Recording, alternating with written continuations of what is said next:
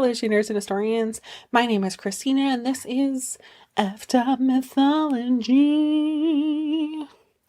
This is where we talk about a little tidbit from mythology that's super fucked up. So, the first day of spring is March 21st, and I really wanted to tell a myth about how ancient peoples viewed the changing of the seasons, or just a story having to do with a deity involved with spring. And I am really indecisive and a little bit of a masochist, and in result, I couldn't make up my mind, so we are doing 3: a Celtic one, a Norse one, and a Greek one. But don't worry, I will put them in separate parts, so that way we don't get overwhelmed all at once. So I've already done the Celtic myth about the goddess of spring, Brigid, and the Norse one about Idun and her apples. And so today, we are going to talk about the last one. This is Effed Mythology Spring Edition, Part 3, where we will be talking about the Greek goddess of spring, the dreaded Persephone. Make sure you get your oh good god, what the fuck faces ready. You ready? There's a lot of oh good god, what the fuck reasons in this one.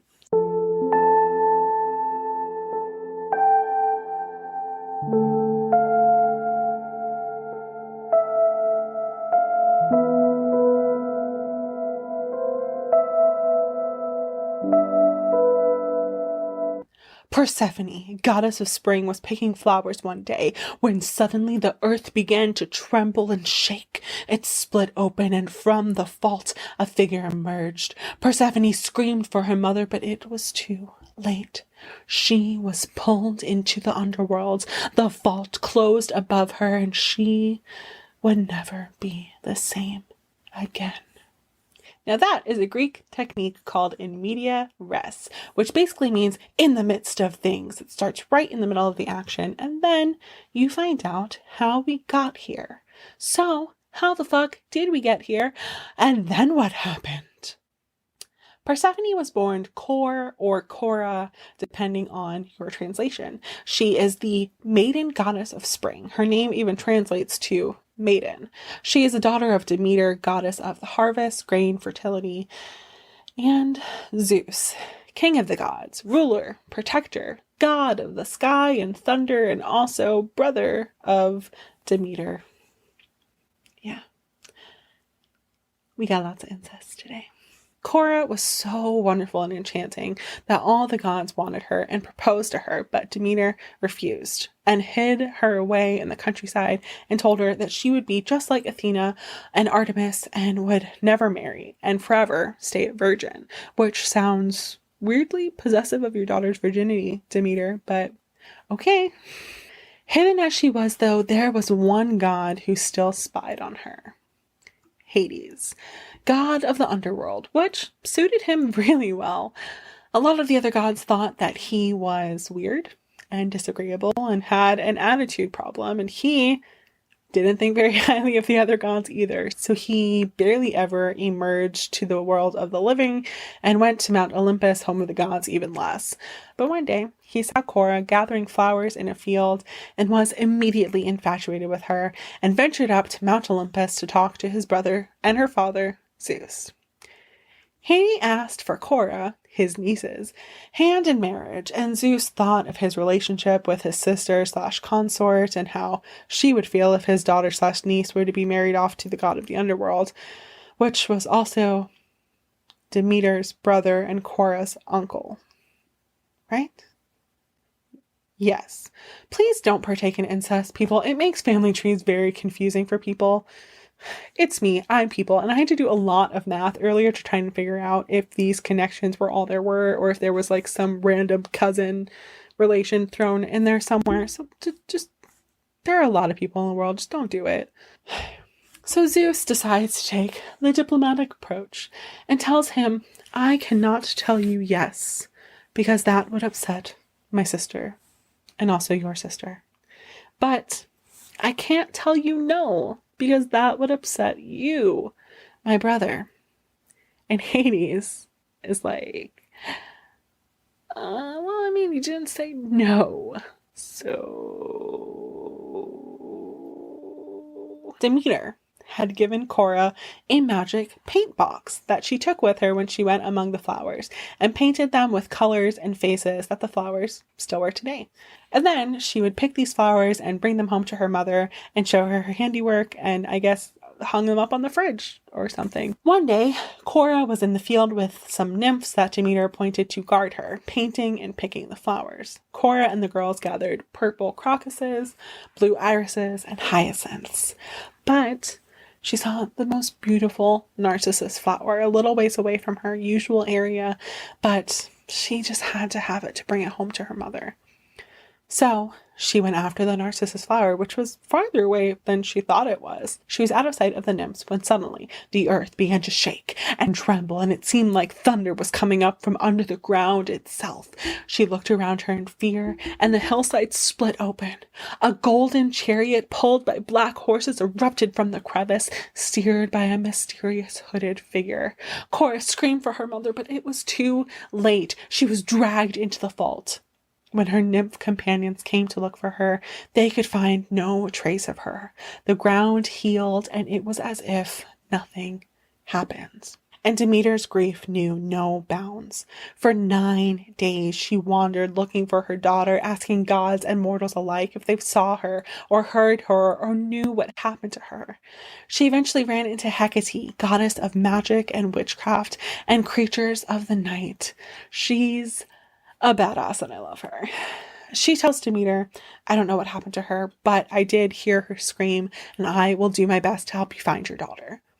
So she has these 2 torches that can illuminate even the darkest corners of the earth. So they search the world for Cora once, twice, 1,000 times.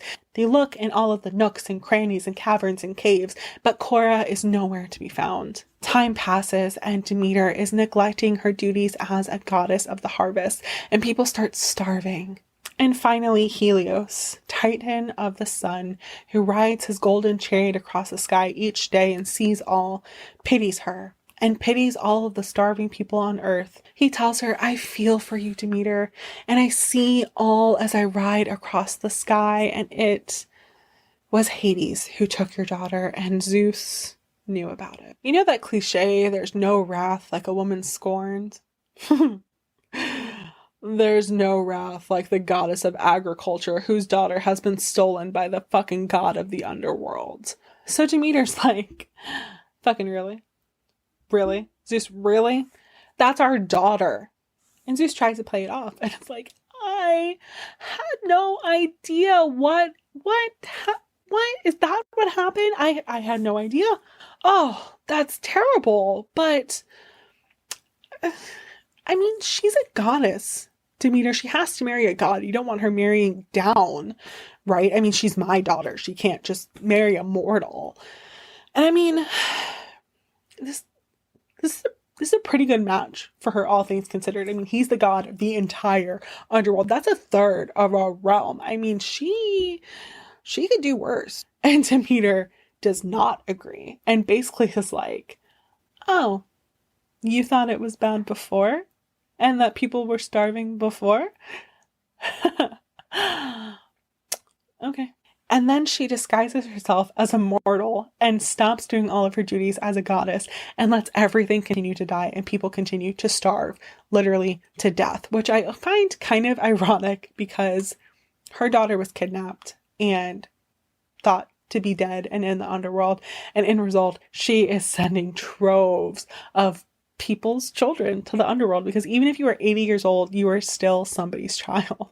Now, she does more during this time when she's dressed as a mortal, but this story is about Persephone and not Demeter. We will talk about Demeter at some point, I'm sure, in all of her exploits and adventures, but we'd probably do it around the fall harvest, since that's what she is the goddess of. Now, speaking of her child, how did Cora fare in the underworld? Well, to say the least, she fucking hated it. Surprise.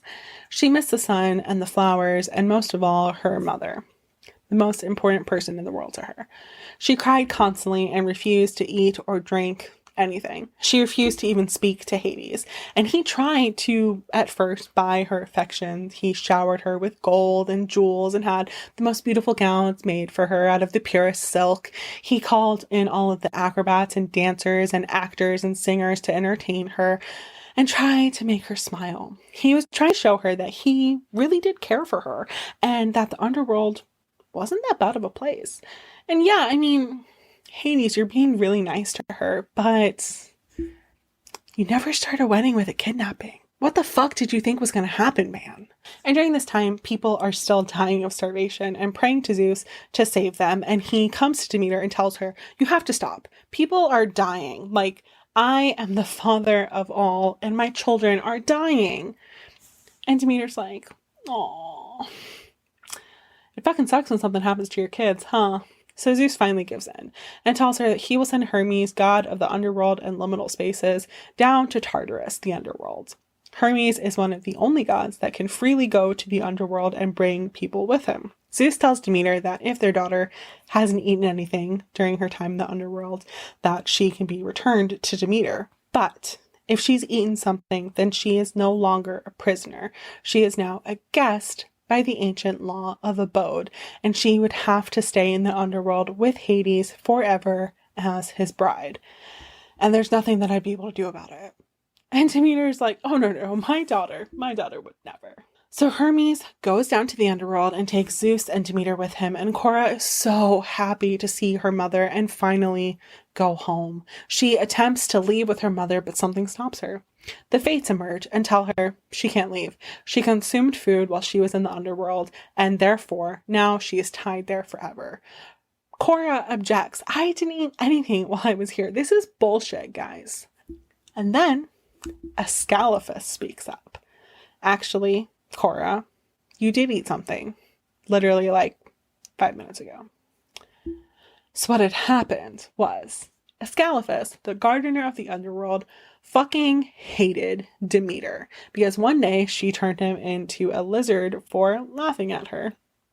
And he swore that one day he would get his revenge.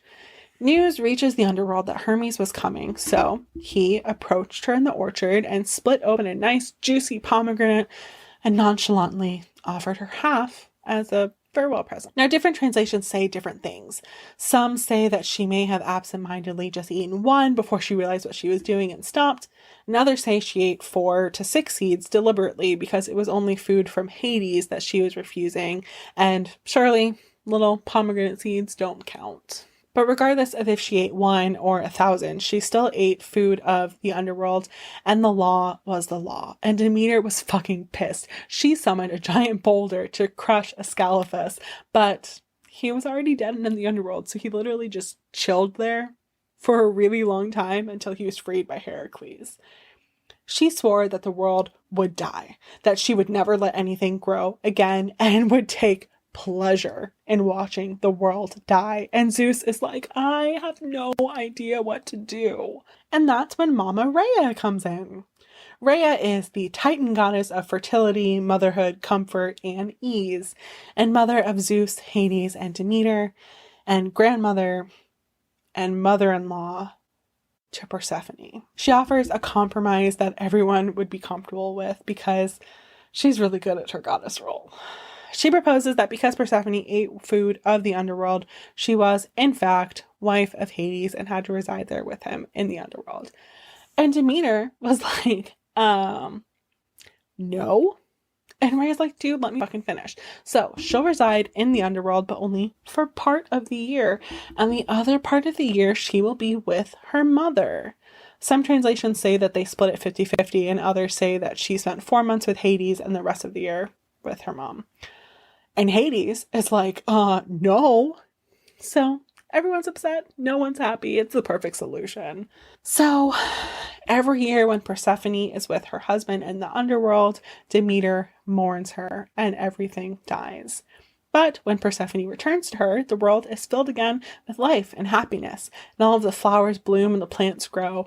And this is how ancient people explained the changes in the seasons. It's said that over the year, Persephone did grow to love Hades, and they were always faithful to each other, although there were a couple stories that I read that said it was kind of a forced faithfulness, and some like transformation and killing had to do with possible suitors, but they were always faithful to each other. So she loved her husband, but more so, she grew to love her role as queen of the underworld. She became called the dreaded Persephone and would be invoked in curses. And while she was often ruthless, she also brought compassion to the underworld. She often took pity on those that came to ask for her assistance and had a soft spot for love always. Persephone is also one of the goddesses who's said to never have had children of her own, which is understandable because the underworld is kind of a toxic place to raise a kid.